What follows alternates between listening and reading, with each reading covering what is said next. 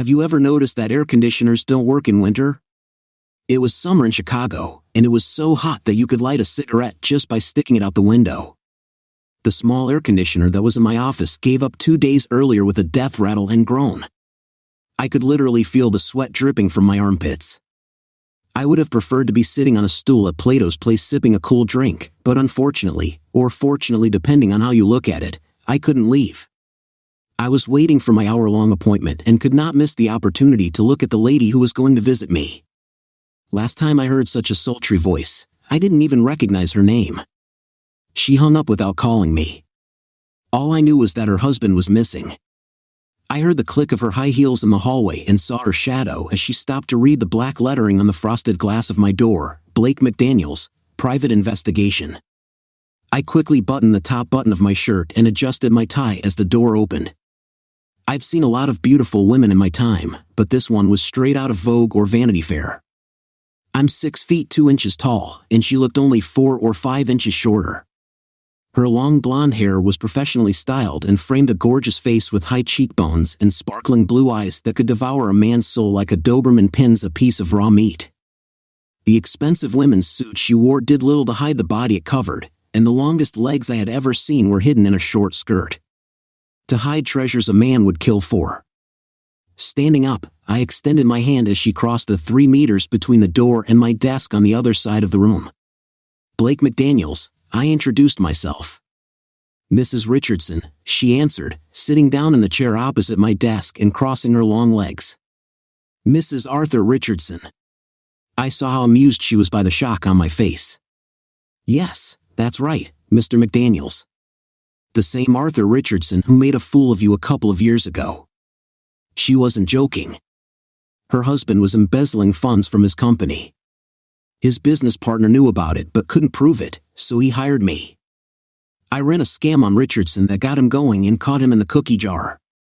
He was charged and went to court where everyone thought he was convicted.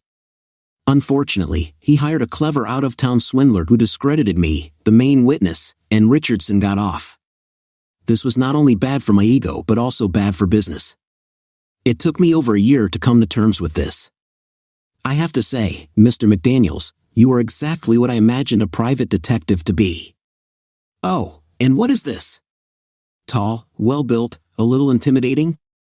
That nose looks like it has been broken more than once, and the scar above your left eye, and the other on your cheek indicate that you do not accept any favors. I had to grin. She figured me out well. So, Mrs. Richardson, how can I help you? I'm offering you the opportunity to balance the scales, Mr. McDaniels. Somehow, Art found out that I was going to divorce him and left for parts unknown. He doesn't care about me, but divorce will cost him dearly financially, and he knows it. My ears stood on end when she mentioned that this idiot costs money. How long was he gone? A little over a month. Have you contacted the police? Yes, they forced me to write a missing person report, but they didn't seem too interested in it. Like me, they believe that he is somewhere playing house with his girlfriend. They showed me how to download something onto my phone. They said it would show me the location of his phone once he used it, but nothing ever showed up. I know you don't take infidelity cases, but you do take missing persons cases. So here's my offer. I'll pay you $220,000 plus the cost of finding my husband and a bonus of $50,000 if you do. At the same time, you will find evidence of his betrayal of me. Do you suspect him of treason? Oh, I know he's cheating. He has at least 2 mistresses, and I am sure that he is already cohabiting with one of them. From which one, I don't know, and I don't care. I just want him to be found so I can get him to serve.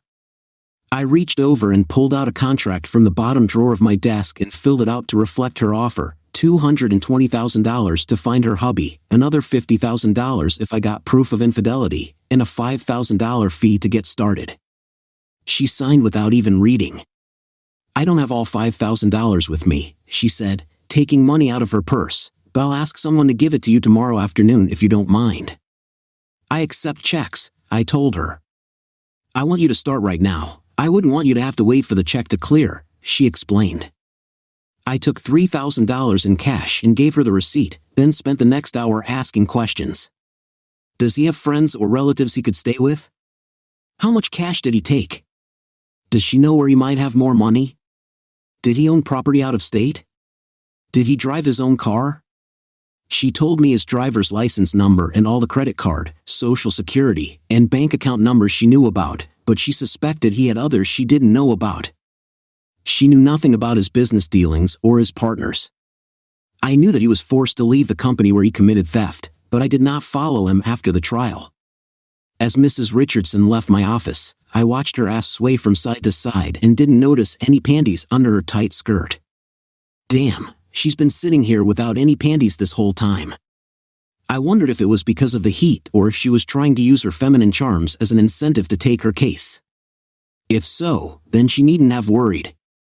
I was going to hand him those papers myself when I found him, just to see the look on that bastard's face.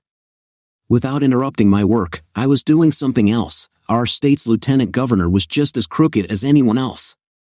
A couple of months before, I received anonymous information about a real estate scheme in which he was involved.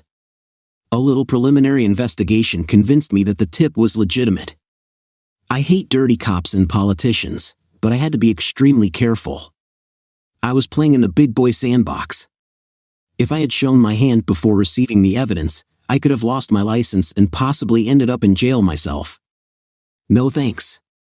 A missing persons case will allow me to take my mind off things a bit and also allow my scent to disappear if someone from the office of the vice governor will be snooping around. Besides, I owed Richardson. Once he made a monkey out of me, it's time to return the favor. I sat down at the computer and started putting together a summary using the information I received from Mrs. Richardson, but I got nowhere. I didn't think it would be easy. He was smart. I made the mistake of underestimating him once, and I wasn't going to do it again. I needed a starting point, some kind of clue. I would take whatever I could get. Where better to start than at the end? It had been 2 years since I had been in the office of Richardson and Walker Industrial Lighting, although it was now just Walker Industrial Lighting. I could tell from the look on her face that his secretary recognized me when I entered. I took out a business card.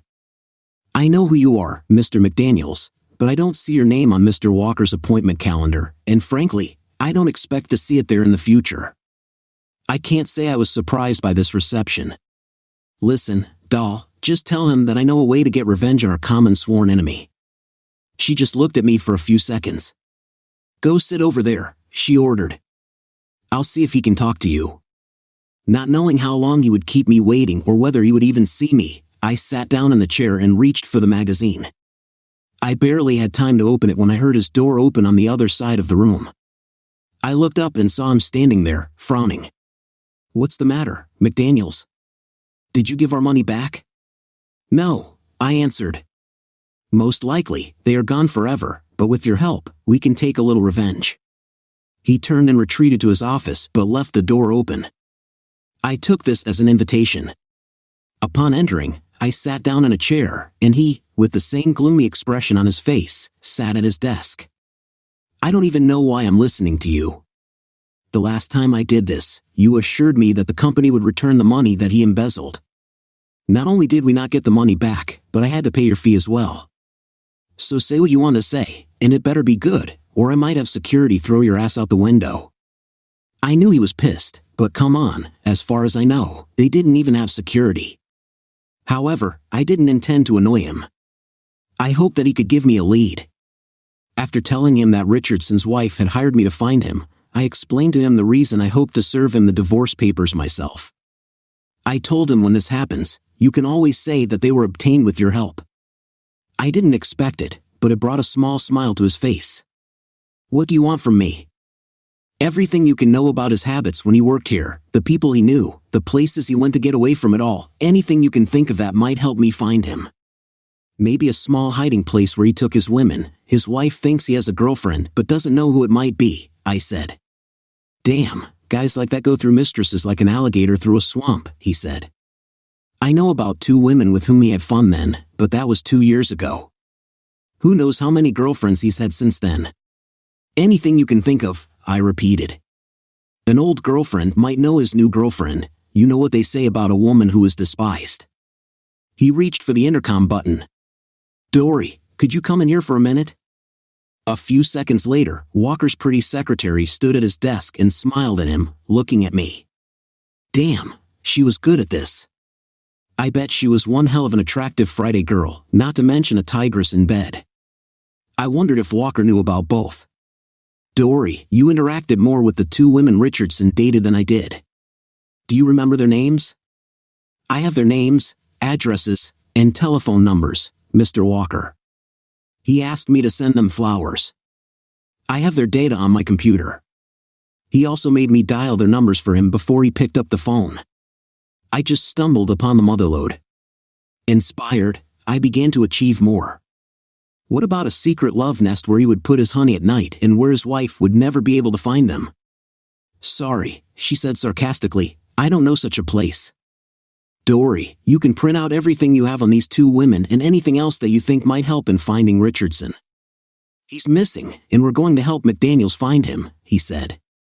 She looked at her boss with an expression that said, I'll do it, but I don't like it. She turned and walked back to her desk. Walker turned his attention back to me.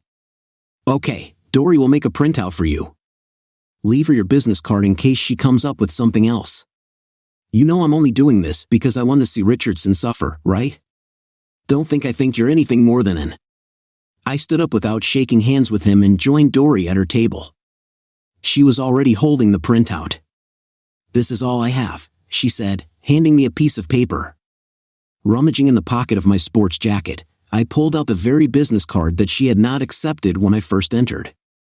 Your boss said I should give this to you in case you find something else, I said, placing it on the table.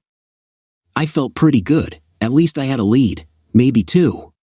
When I left the air-conditioned building, the heat outside hit me like a blast furnace. I was already thinking about stopping by Plato's when I got an uneasy feeling that I was being watched. If 20 years as a private investigator has taught me anything, it's that you should never ignore your intuition. Lighting up a cigarette, I looked around carefully. I didn't see any suspicious characters, at least not any more than you usually see in downtown Chicago, but I couldn't shake the feeling that I was being followed. The last thing I wanted to do was lead them straight to my only two leads. I decided to return to my office. When I entered, the first thing I did was take off my jacket and shoulder holster. Taking my Beretta, I placed it in the top drawer of my desk, then went to the top drawer of my file cabinet and grabbed a bottle of Dewar's White Label and a glass. I needed to think. I only had two cases, Richardson and the lieutenant governor. And then it dawned on me. Of course, if I was hiding from someone, I would want to know what they were doing to find me. Richardson kept an eye on his wife, thus, he was always one step ahead of her. Damn, he was a smart Special Forces soldier. I looked around my office. Could he have listened in while I was away? At that moment, I decided that paranoia was my friend. I put everything back on and left my glass of Dewar's on the table as I left the office. Then, I went around the corner to a small diner to get something to eat. When I finished, I walked into the back room, past the men's room sign, and out the back door. Returning to the car, I drove to a little-known electronics store. Angelo, Angie for short, has always been my ace in the hole. He heard the little bell above the door as I entered and came out of the back room to greet me. Hey, Blake, what's wrong? Hey, Angie. Have you ever felt like you were being watched? He laughed. Not in my business.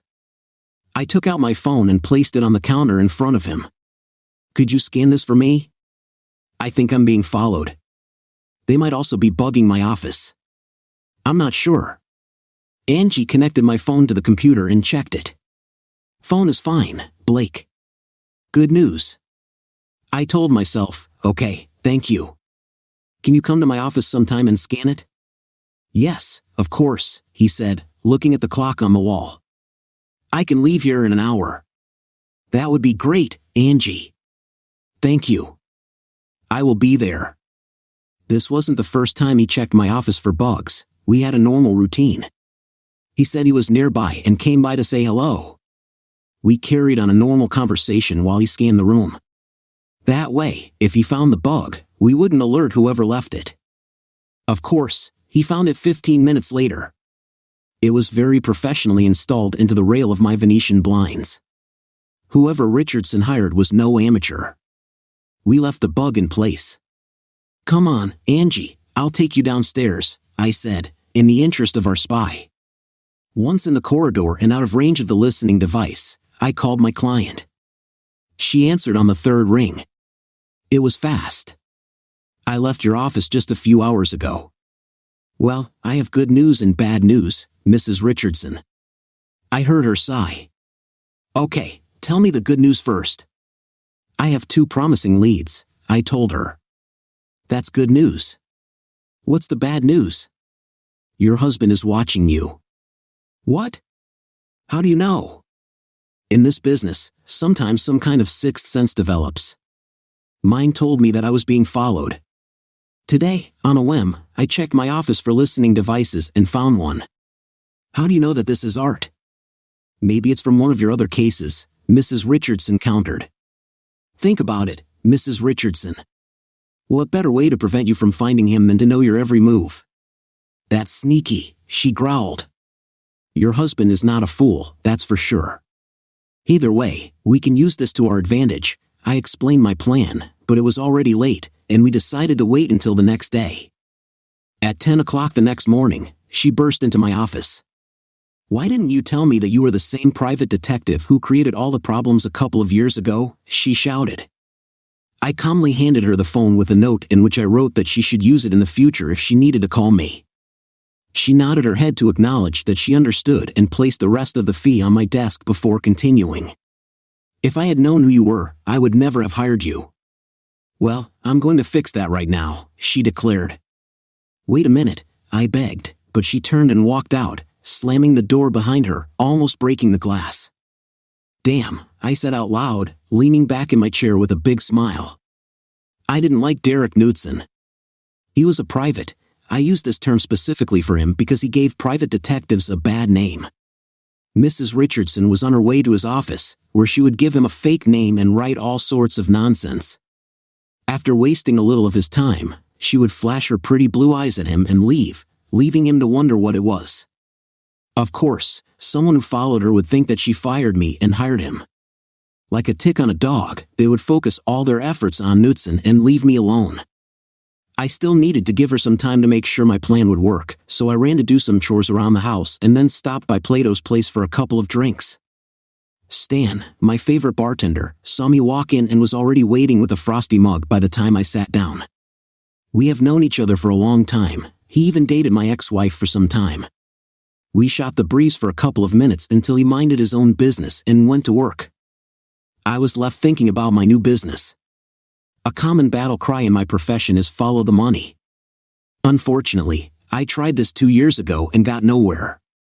Richardson was the best I've ever seen at burying dead presidents.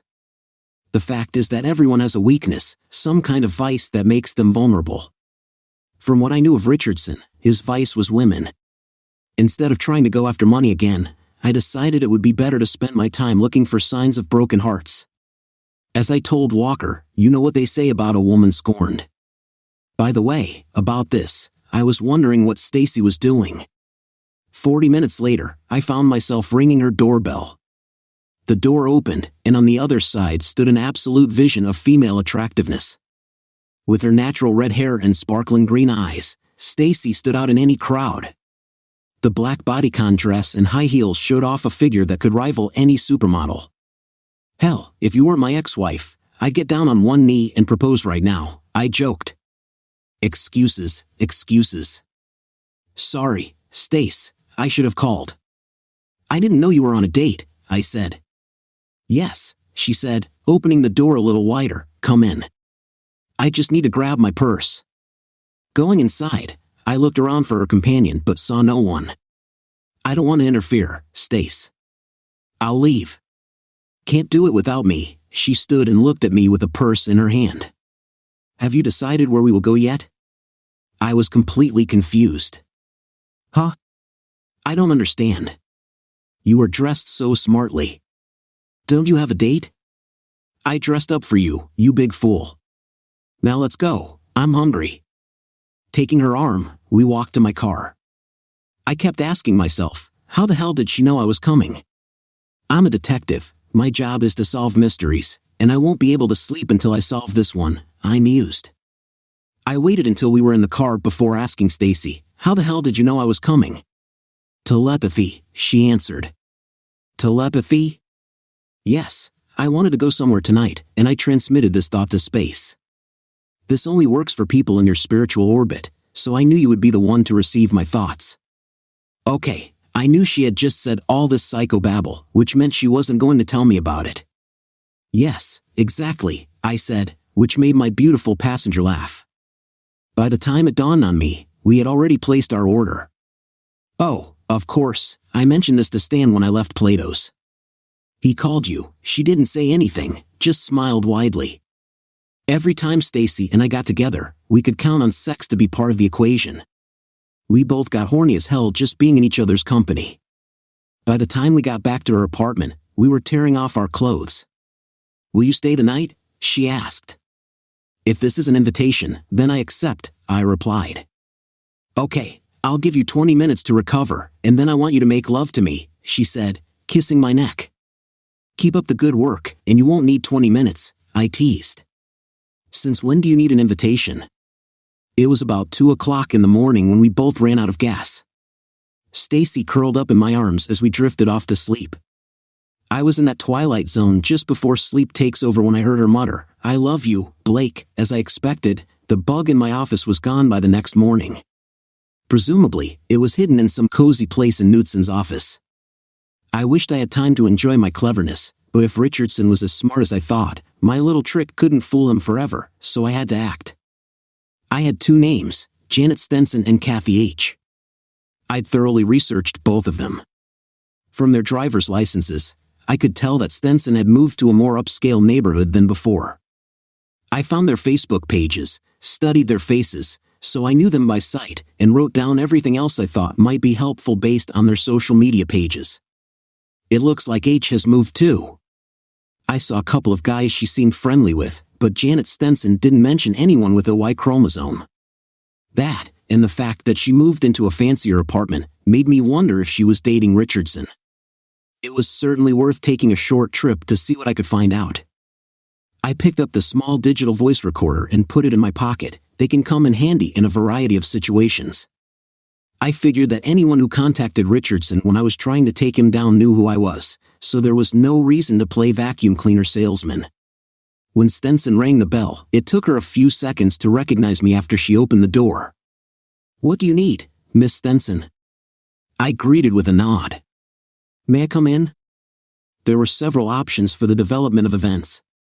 If she didn't know anything or wasn't dating Richardson, she'd likely say no and close the door. If she was still with him and knew that his wife was looking for him, then one of 2 things would happen. If she wasn't too smart, she would slam the door in my face. If she was smarter, she would invite me in and try to pump information out of me that she could pass on to her boyfriend. "Yes, of course, come in," she answered, standing to the side. I didn't see anything about her work when I looked for her. Whoever her sugar daddy was had money. The apartment was a good size with fairly expensive furniture. "A good place," I said, "thank you." She replied sharply, "So, for what reason did you want to see me?" I glanced at the leather sofa. "Can I sit down?" She sighed impatiently. Perhaps, she conceded. I walked over and sat down on the coffee table. I noticed her phone, what I wouldn't give to look at it, but I couldn't figure out how to get her out of the room for that long. "Miss Stenson, may I call you Janet?" "Yes, okay." She suddenly became more friendly. She was going to pump information out of me, but next to me, she was just an amateur.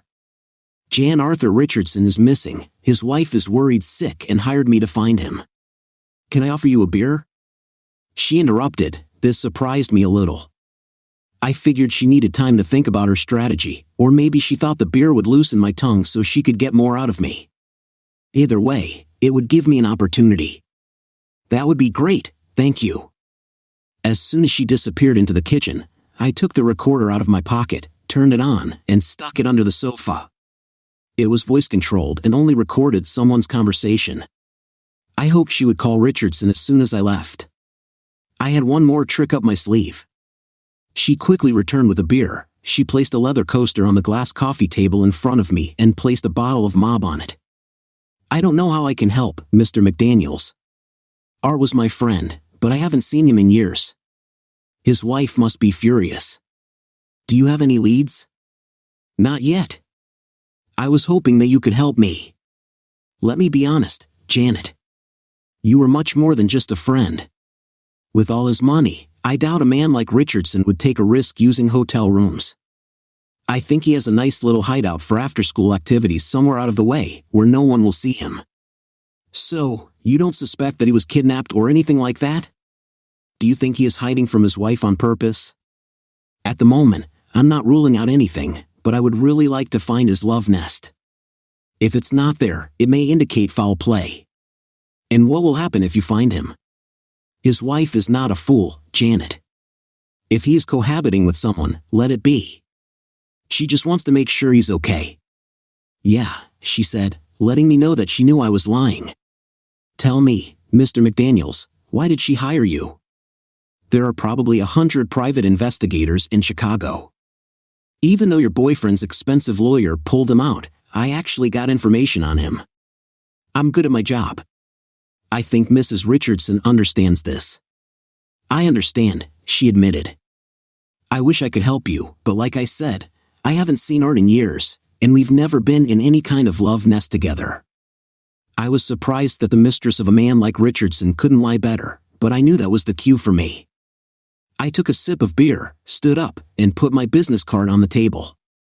Well, if you can think of something, I'll definitely call. Call you, she said, finishing the sentence for me. She walked me to the door, said goodbye, and closed the door. I knew her next move would be to call Richardson. The phone I saw was not supposed to be in a luxury apartment, it was a cheap pipe.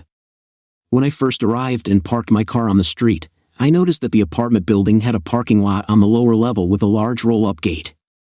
I saw one of the residents use the automatic garage door opener when he drove inside. I'm willing to bet that in a stylish establishment, each resident has a designated parking space. All I had to do was get inside. To do this, I opened the trunk and took out Captain America's magic Dakota ring. Okay, it wasn't a ring, and it had nothing to do with Captain America, but that's what I thought of it. In fact, it was about the same size as a pack of cigarettes. Most of the houses in this area had pretty good door locks, not that I couldn't pick them, but it could take a long time. They also had built-in garages with automatic overhead door openers operating on radio frequencies. Most people rarely lock the attached door, so once they entered the garage, they could simply walk into the house. I bought my little gadget a few years earlier at Angie's electronics store. All I had to do was press a button when someone used the garage door opener, and my little toy would recognize the frequency and duplicate it. After that, I could use it to move in and out of the garage at any time. All I could do was wait outside Janet's house until one of the residents came home. It could have lasted for hours, but I was lucky. 10 minutes after I left her apartment, a Beamer pulled up. When I pressed the button, I saw the red light turn on, indicating that it was working. I waited a few minutes before going inside, then closed the door behind me. I was right about the parking spaces. It only took me a minute to find Janet's place. Jesus, I said out loud, Mercedes Cabriolet convertible. She must be something special in bed. Now all I had to do was find a place under the car where there was enough metal to hold the magnetic tracking device when driving over potholes. On a whim, I tried to open the door, and to my shock, it opened. Stupid woman, I muttered. I reached under the seat and attached the device to the inside of the frame. Once again, it was a waiting game.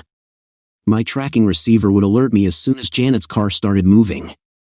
To avoid appearing suspicious, I drove around the block a few times before finding another parking spot and waiting again. Night fell a few hours ago, and I was beginning to think that I would have to spend the night in the car when I heard my radio start beeping. I pulled out to follow her and saw her taillights as she drove away. I followed her to a grocery store a few blocks from her house. Taking out my binoculars, I watched as she entered the well-lit building. I saw her take one of the large carts, which I assumed meant she would be there for a while. This was my opportunity to return the recorder. I hurried back to the apartment building, used my magic decoder ring to enter through the garage, and took the elevator up to the second floor.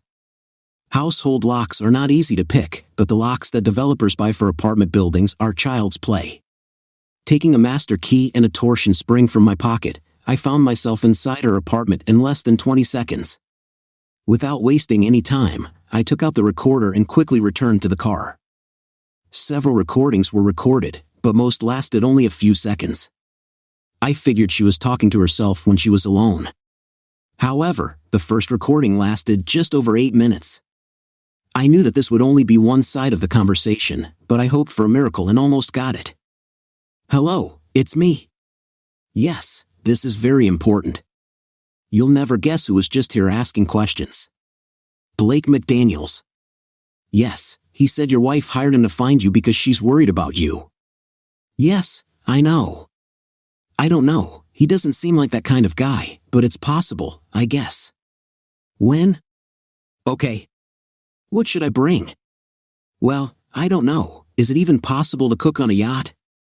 "I have no idea." "Okay, I'll go in the evening. I don't want to leave right now in case he's still there." "Of course, I'll make sure he doesn't follow me. I'll go at 3 o'clock in the morning. There will be only a few cars on the road, and I will be able to determine if someone is following me." "What about the apartment?"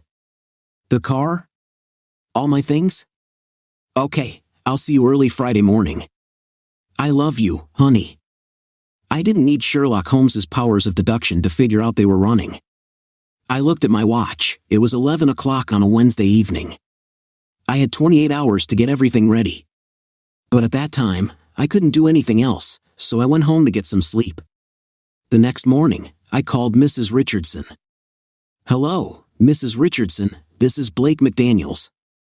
Could you please drop off the divorce papers at my office sometime today? If not, I can come and pick them up. Have you found him yet?" She almost shouted. I never give assurances to clients until everything is firmly filed. "Not exactly," I told her, "but I have a very good lead. If everything works out, I'll be looking your future ex in the eyes tomorrow morning. No one will give him these papers except me," she said. "No, this is not a very good idea. First of all, I'm going to leave around 2:30 in the morning. Secondly, I have no idea what your husband's reaction will be. It's possible he has a gun, I don't know. But I don't want to worry about you or myself. I don't care, that's why I hired you. Just don't forget to take your gun with you. I doubt he will become aggressive, he'll be angry, but I don't think he'll actually try to do anything. Either way, I'll be there. I'm going to hand him these papers looking him straight in the eyes." She spoke like a woman on a mission, and she was not going to be convinced otherwise. "Okay," I sighed, "but today at 2:30, you must be in my office. You can't be late."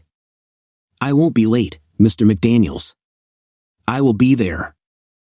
I needed to make a couple more calls, but after that, I had nothing else to do. I called Stacy to see if she was free for lunch. I met her at Deer's, a cute little restaurant a couple of blocks from where she works. When I sat down at the table, she was a little quieter than usual. "Hello, beautiful. How's my girl doing?" I asked. "Yeah," she said, looking away. "What's the matter, baby? Are you having a bad day?" "I'll tell you after we order," she replied. We had already met there several times for lunch, so it didn't take long to order. The waitress wrote everything down in a notepad and left with the menu. A minute later, she returned with coffee and said that our orders would be delivered soon. "So, dollface, why are you so gloomy?" I asked. She took her coffee cup with both hands and stared at it for a few seconds. I got the impression that whatever the problem was, it was important. "Last night you made a comment. You said that if I weren't already your ex-wife, you would have proposed to me." "Yes, have you ever really thought about this? About the proposal?" Her question took me by surprise. As the song says, we got married in a rush. Those days, I was either on a mission or with Stacy.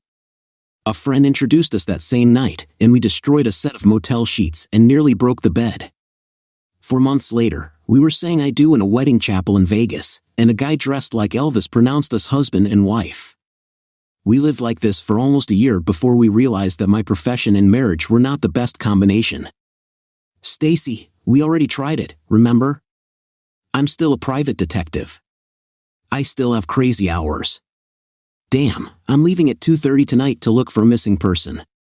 I don't even know where I'm going or how long I'll be back. Well, we're just older now, Blake, more experienced. When we first got married, I wasn't ready. I mean, I knew what you did for a living, but I didn't know what it entailed. Now I know, Blake. After our divorce, I dated a lot of guys, but I never found anyone who could take your place. I just can't get you out of my head. I was stunned. I had no idea what to say. She picked up her cup and took a sip, still holding it in both hands. Well, what do you think? Now you have to tell me that you still love me, she said hesitantly. The truth is, Stacy, I still love you. It's because I love you that I think this is a bad idea. Do you really think that you won't worry when I'm away on business? You don't think that you won't torment yourself with constant questions about where I am and whether everything is okay with me? She looked up at me. I have a friend at work, her husband is a fireman. They have been married for 20 years. She told me how she copes. If she can handle it, then I can handle it, Blake. Just at this time, our food arrived. The thought of being married to Stacy again wasn't disgusting, but I was sincerely hesitant. I need to think, Stace. Give me some time, I said. She looked down again with a sad smile, as if she knew my answer would be no. No pressure, Blake. I just thought it was worth mentioning. This put a bit of a damper on the rest of our lunch. As I said goodbye, I kissed her on the lips and told her that I would really think about her words. This seemed to cheer her up a little. I went back to my office and went through my to-do list again. I needed to make another confirmation phone call, but I wasn't going to make it until late in the evening. In the end, I decided to go home and try to get some sleep. For a while, this was my only chance. Unfortunately, Stacy's proposal over lunch kept playing in my head like a song. I couldn't stop thinking about it. Around 8 o'clock, I finally gave up. Anyway, I'm already hungry, I said to myself. After making coffee, I put the frozen dinner in the microwave.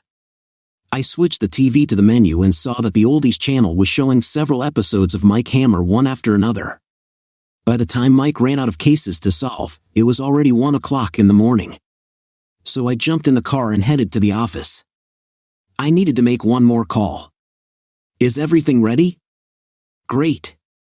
See you at the party. Thank you. I double-checked that I had everything I needed, then sat back and waited for my client. She showed up 10 minutes early, holding a manila envelope the size of a legal document. After I briefly told her what we would be doing, she asked if I had a gun on me. I assured her that I would never leave the house without it. At 2:30, we were sitting outside Janet's house. I reached into the trunk, took out my homemade bracket, and secured it to the center console. Then I opened my laptop and snapped it onto the bracket. What are you doing? So we will track her. I have a program that works in conjunction with the transmitter I installed in her car. We'll let her get a couple of miles ahead before we start chasing her. She'll never know we're behind her. God, I'm impressed. It's like I'm riding with James Bond, Mrs. Richardson said with a slight grin. Not really, I answered. Bond's tracking device had a limited range. It is powered by satellites. Our unsuspecting prey could make it all the way to Montana, and we'd never lose it. Just in time, I said as the large garage door opened. We watched the silver cabriolet drive out. I checked my laptop screen and saw that the tracking device had already picked her up on Michigan Avenue heading north. As Sherlock would say, Mrs. Richardson, the game is in full swing. I watched her turn left onto Division before we pulled out. When she got onto northbound I-90, I knew we were in for a ride. It was a little after 5 o'clock when we pulled into Rockford. I saw that she had stopped, most likely to use the toilet. We did the same. I brought my passenger and myself a cup of coffee, and when I moved into the driver's seat, I saw that Janet was on the road again. This time we were driving on a 4-lane country road, so we had to be careful not to get too close. We had been driving for about 20 minutes before we saw another car. By this time, we had almost reached the Wisconsin border. Just before the crossing, Janet turned left onto a 2-lane asphalt road. She drove a short distance, made another turn, and stopped. We're there, I said. Where? I don't see anything but trees. There's a small lake ahead. She stopped at 1358 Pierce Drive. It's right by the lake. Well, come on. Let's go. The sooner we get this over with, the better. We drove a little further until we spotted Janet's car. Having stopped, I turned off the engine so that they would not hear our arrival. We approached the cottage. I put my ear to the door and heard a man's voice. Slowly, I tried the door handle. It was open. Nodding to our companion, we rushed inside. Janet screamed, and I thought Richardson was going to soil himself. He looked angrily at his girlfriend. "You brought them straight to me," he shouted. She was at a loss. Her mouth moved, but nothing came out. Their level of terror seemed out of proportion to the situation. Here Richardson's soon-to-be ex shouted, throwing the envelope on the table in front of her husband. I watched to make sure Richardson wasn't trying to do anything and paid no attention to what was happening when he took out the contents of the envelope. I noticed that the supposed divorce papers were nothing more than blank sheets of paper. Around this time, Mrs. Richardson reached into her purse and pulled out a chrome-plated .38 caliber revolver. The next moment, I realized it was aimed at me. "Now, very carefully, Blake, draw your gun using only 2 fingers." My first thought was to wonder if a stylish lady like her knew how to use such a weapon. As I slowly reached for my pistol, I was about to make the decision to lunge at her when suddenly Eric Wilson, Lieutenant Governor of Illinois and the source of many long hours of investigation, entered the room. He had a mischievous grin on his face as he approached Mrs. Richardson. "I'll take it, honey," he said, taking the gun from her. I had no choice. I pulled my Beretta from my shoulder holster and held it with 2 fingers. "Now, place him carefully and calmly on the floor, then step back," Wilson ordered. I did what I was told. Surprised, he asked, painfully, "These tracking devices are very convenient, aren't they? I had one in your car the whole time. You found the bug I installed in your office, but you didn't even check your car." He saw the surprised expression on my face. "I know you thought Richardson planted a bug in your office when Carla told me this." We both had a good laugh. I looked at my former employer. "So, you didn't even go to Cannon's office," she laughed. "Why?" "I thought you would check your car, but you didn't," Wilson taunted. "That was very unprofessional of you, Blake." "Hey," I said, taking the situation a little too lightly. "Even I can't plan for everything." Wilson laughed. He and Carla were having a good time. "This will be a great epitaph on your tombstone." He didn't think of everything. Mrs. Richardson began to get nervous. "Come on, Eric. Shoot him and let's get out of here." "Wait," I begged. "None of this makes any sense. At least tell me why I'm going to die." "Just shoot him, honey," she said. Whether she was beautiful or not, I really didn't like her. A wide smile slowly stretched across the vice governor's lips. "No, honey. He's right. He must know how he is being played. But first, take his gun." Mrs. Richardson picked up my pistol and joined Wilson again. "Did you really think that I wouldn't know that you were investigating me? Come on, any 2-bit private detective will understand that a person in my position has eyes and ears everywhere. I was about to shoot you during a botched robbery attempt when Carla found her husband's foreign bank account numbers." Shocked Richardson turned to his wife. "Did you find the numbers?" The evil grin on her face lifted the facade and clearly showed the cruelty of this woman. "That's right, lamby. Then why all this? Why not just divorce me?" "You have more than enough reasons," he giggled. "Oh, Art, don't be a fool. Why take half when I can have it all?" She giggled. I looked at Wilson again. "So you and Carla are together?" "Damn," he laughed. "McDaniels, you should be a detective." Art put in his 2 cents again. "I knew you were having fun with someone important," he told his wife. "I just didn't know with whom. Tell me, why did you even marry me?" "Our marriage was a sham from day one." "Of course, because of the money, dear. You had more of them than all the other guys I was having fun with." "Then, anyway," Wilson continued. "When she found the numbers, we decided to get rid of hubby. Unfortunately, he heard Carla mention his passing on the phone and ran away. That's when I came up with a brilliant idea, a way to kill two birds with one stone. Stone, damn. Everyone knows you and Art can't stand each other. He made a monkey out of you in open court. So when the cops get here, they'll find that you two shot each other. This gun, he said, lifting it slightly to show the one he was holding, is Art's. He left it when he ran away. So first, I shoot you with his gun, then I shoot him with your gun. It's as simple as that. I can already see the headlines, he boasted, looking up as if reading a large inscription in the air. 2-year vendetta ends in gunfire, 2 killed. Oh yeah, it's just lovely. What about Janet? I asked. Yeah, sorry about that, he said, looking at her. You are what we call collateral damage. In other words, you were in the wrong place at the wrong time. You'll never get away with this. I shouted. Of course, we will. Do that. That's not a question. 20 minutes after you left your office this evening, a guy walked in. He took the check you gave Carla for cash and the contract you made her sign. So there's absolutely nothing to tie us to you. He also forged a couple of threatening emails that he sent from your computer to Art's personal email address.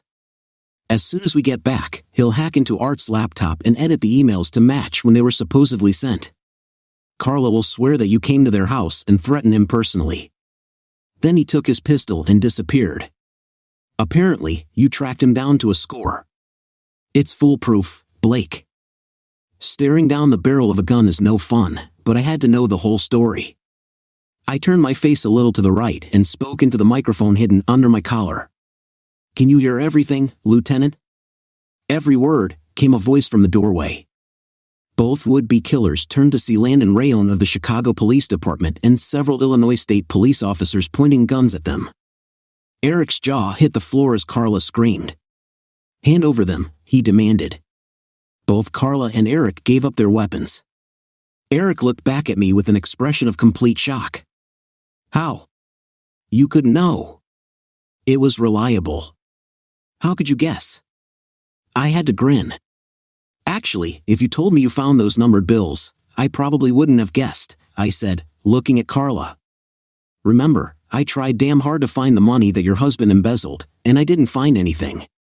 I knew that someone who was so good at making money disappear without a trace would have no problem hiding it from the divorce court.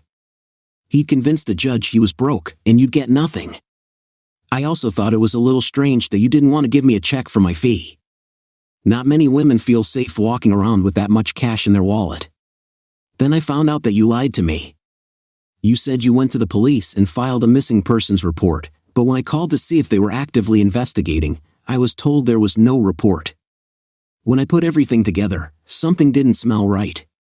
I didn't fully understand it, but I felt like something was wrong when you said that only you can give hubby these papers. I realized that everything that is happening will become clear when we get here. I called the lieutenant and told him my plan. You, I said, turning to Eric, were not the only one who was watching us. By the time I finished my little speech, Rayon had handcuffed the 2 criminals. Are you going to be okay? He asked. Yeah, I'll be fine, I replied as he handed me back my gun and put the other one in the evidence bag. I need a full recorded statement from you as soon as possible. I'll come tomorrow, I answered. We all watched from the doorway as the police put Wilson and Carla into separate cars and drove away. I need a drink, Richardson announced. Ed, how about you, Blake? Yes, I could use some whiskey, neat, he looked at Janet, who was sitting at the small kitchen table. You are cute, without saying a word, she simply looked up at him. Then we both saw that her hands were shaking and there were tears in her eyes. Richardson rushed to her side, knelt next to her, and hugged her. Oh, honey, everything is fine. Everything is fine, he hugged her and pressed her head against his chest. I thought we were going to die, she sobbed. I really thought we were all going to die. While Richardson tried to console her, I went to where he kept the drinks and poured 3 whiskeys. Here, I said, placing 2 of them on the table. It took a couple of hard drinks and almost an hour of soothing and coaxing from her boyfriend before Janet was able to speak in full sentences again. When she finally spoke again, her words made a lot of sense, at least to me. I was about to leave when she looked up at me. "Mr. McDaniels, we owe you our lives. I don't know how we can thank you enough." This didn't exactly sit well with Richardson. "Janet, he brought them straight to us, damn it. Art, they would have found us sooner or later anyway. You know when Carla found those bills, you were dead. She couldn't take the money from them if you were alive, but as your widow, she had legal access." At that moment, her face lit up with a smile. "Honey, I know how we can repay Blake for saving our lives. Get back the money you embezzled from your old company." "What?" Richardson shouted. "No way, honey. Art, you told me you're worth about $9 million. Was it true?" "Yes, but how many of them did you steal?" I intervened. "For $1 million, she looked genuinely shocked. "For $1 million, she gasped, looking at Richardson. "Art, I'm not going to live on stolen money. For out of 9, that leaves $5 million. This is more than we could spend in 2 lifetimes. "Honey, there is a reason why I appropriated this money," Richardson pleaded. "I don't care," she replied. "It was wrong, it was illegal. I want you to return the money." "How will the fact that I return the money help him?" Richardson asked. "It will restore his authority, that's how it is," she replied. Once again, I had to put in my 2 cents. "Not to mention the 10% search reward I'll get," I said. She looked up at Richardson. "You see," she grinned, "darling, if you love me as much as you say, then you will return it." Richardson was apparently as good at talking to the ladies as he was at hiding money. I knew it would snow in hell before he handed over the money, so I left them there to argue and headed home, tired, hungry, and planning to spend the next 3 hours on the road. I stopped at a quaint little country diner to have breakfast before starting the long walk back. On the way, all I could think about was Stacy's suggestion to try again. Being single was a double-edged sword. On the one hand, I had complete freedom to go where I needed to and do what I needed to do. I didn't have to tell anyone anything or worry about checking on anyone if I was away for a long time. On the other hand, coming home to an empty apartment and having dinner with the TV was not what I called living a high life. I remembered when she and I got married, it wasn't just quarrels, we had some good times, really good times.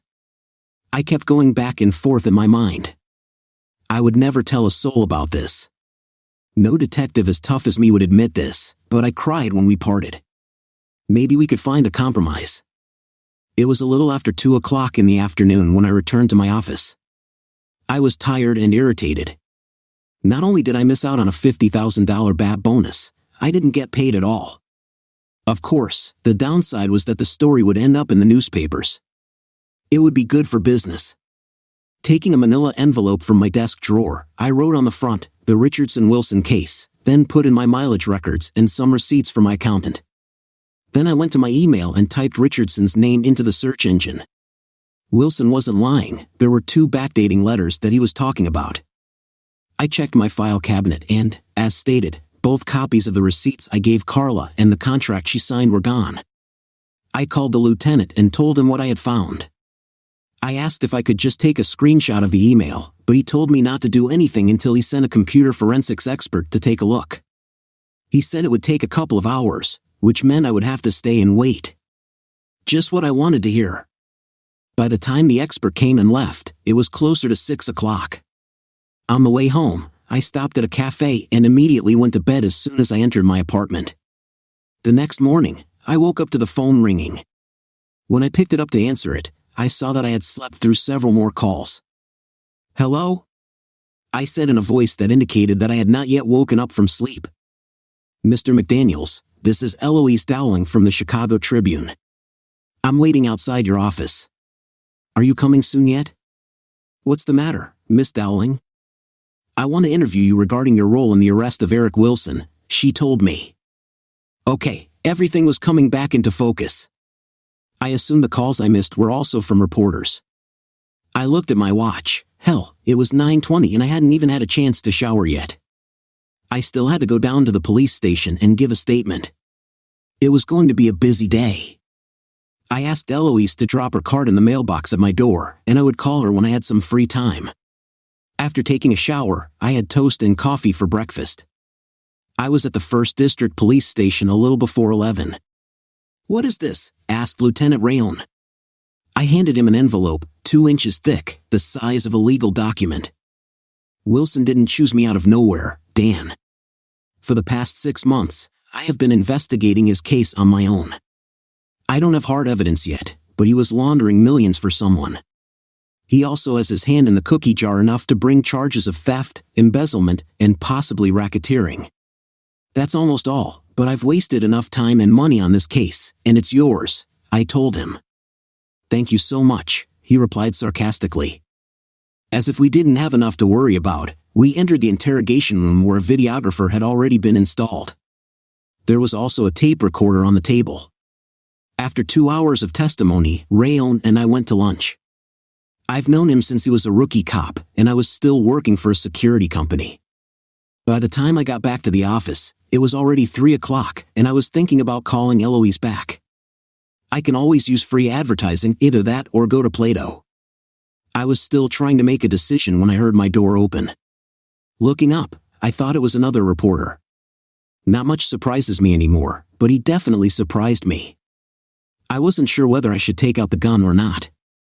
"Richardson, what are you doing here?" Without saying a word, he sank into a chair and tossed a letter-sized envelope onto my desk. "What is this?" "2 cashier's checks. The first for $3,600,000 issued to my former company. The second is your 10% search fee," he said. "Janet was worried that Walker would cheat you, so she insisted on 2 checks." I didn't believe it. "What kind of joke is this?" "No joke. What can I say? I love this woman." "Sorry for saying this," I said sarcastically, "but you don't look like the type who could fall in love with someone worth $4 million. "Yes, well, you see, you don't know me as well as you think. I created this company, McDaniels created her, using only his blood, sweat, and tears, and I made damn good money. I was proud of what I achieved. When I met Carla, I was on top of the world. She was the most beautiful woman I had ever seen, and she was crazy about me, or so I thought. Anyway, after a year of marriage, I couldn't believe how much money she had lost. I should have put an end to it, but I didn't want to risk losing her, so instead, I thought about expanding the business. I met Walker at a party, we got to talking, and he offered me the money needed to develop the company. He was supposed to be a silent partner, but the next moment, I discovered that his office was next to mine. He then began taking part in business and strategy meetings. We suddenly started doing business with Dubai's companies and changing suppliers. He and I constantly quarreled. One day, looking around, I saw that he had built his own small empire based on my company. The only reason he kept me around was because of my name, and I knew that wouldn't last forever. Walker is a snake, and I understood perfectly well that they were going to cheat me. Then I started putting together my own golden parachute. It only took me a year to lose these $4 million. My biggest mistake was underestimating you. You caught me red-handed, but I knew you'd never find the money. How Carla found these numbers, I have no idea. I know it had to be some stupid accident. What about Janet? How did she get involved in all this? She was my savior. I met her about 4 years ago. By that time, I already knew that my marriage was a complete fiction. Carla was seen running around the city with a dozen different men. I would have divorced her, but with all these problems with the company, I just couldn't find the time. My life was already difficult enough without a long and expensive divorce. When I met Janet, everything fell into place. She was beautiful, kind, and a good listener. She became my refuge. In the end, we fell in love with each other. Now I was curious. What about Kathy Hare? What's with her? Katie is a friend, that's all. Walker's secretary said you had fun with her too. Dory always sees the worst in people. I think she thought I was having sex with Katie because I sent her flowers a couple of times. Come to think of it, I also asked her to order dinner for Katie and me once or twice. The truth is that she was having a hard time breaking up with her long-term lover. She was depressed, and I tried to show her that it wasn't her fault. That's all. Anyway, he said, standing up abruptly. "Now you know the whole story of my life. The cops don't want me to leave before the trial, so I think I'll be here for a while. But once this is over, Janet and I plan to spend the rest of our lives soaking up the tropical sun somewhere. Take care, McDaniels," were his last words as he closed the door behind him. One thing I've learned in my business is that there is no such thing as black and white, and there are always more than two sides to every story. I looked again at the check with my name on it, $400,000. I still couldn't believe it. On the way home, I took it to my accountant. I told him to put $20,000 in my account and figure out how to keep as much of the rest as possible from Uncle Sam, legally of course. The next morning, I walked into Walker's outer office. Dory was no more glad to see me than last time. "You're like a bad penny, McDaniels. I think he'll want to see me, dollface. I have something for him." The bleached blonde pressed the intercom button and told Walker. "I have something for him. He will see you," she told me, pointing to the door to his office. I didn't sit down. I really didn't want to do this. If Walker was the fraud Richardson made him out to be, he didn't deserve what I was about to give him. Sometimes in my business, you have to do some pretty nasty things, and this was one of them. I took the envelope out of my inside coat pocket and threw it on his desk. He read the company name on the front. "What is this?" "Open it and find out," I answered. His facial expression seemed to me to be about the same as my own. $3,600,000, he almost shouted, looking at me. "Did you get them back?" "What about the rest?" "I get 10% as a search reward, remember?" No, I don't remember that at all." Richardson was right. Walker was a snake in the grass. "I thought you might say so," I told him. "So here's a copy of the contract you signed when you first hired me," I said, throwing the 3-page agreement on his desk. Okay, he replied, knowing that I had all the aces in my hands. "I suppose I should thank you." "Don't worry," I told him. "I was looking at 38 the other day, but I think having to give you this money is the most unpleasant thing I've done all week." When I got to my office, I picked up the newspaper and read the policeman's account of what happened at the lake house. It's time to tell your version, I thought.